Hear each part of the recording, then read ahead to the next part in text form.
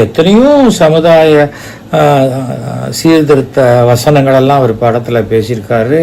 சுயமரியாதை தான் முக்கியம், பணம் கொடுக்குறேன்னு சொன்னால் நேராக போய் வாங்கிப்பீங்களா, அவன் வீட்டுக்கு போகிறதுக்கு உங்களுக்கு வெக்கமா இல்லையா அப்படின்லாம் கூட சுறா படத்தில் ஏதோ வசனம்லாம் பேசியிருப்பார்.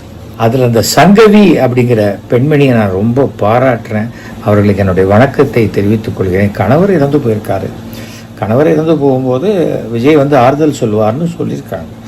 ஆனால் அவருடைய அக்கௌண்ட்டில் பணம் வந்துருச்சு, விஜய் வரலை. இவரை நீங்கள் மெட்ராஸுக்கு வாங்க சொன்னால் வர முடியாதுன்னு சொல்லிட்டேன்.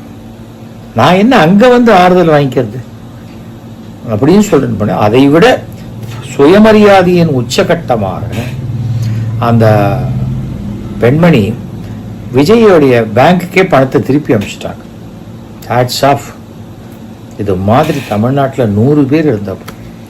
ஏனென்றால் சுயமரியாதை என்பது யாரும் சொல்லி கொடுத்து வர்றது கிடையாது, அது உடம்புல ரத்தத்திலேயே இருக்கும்.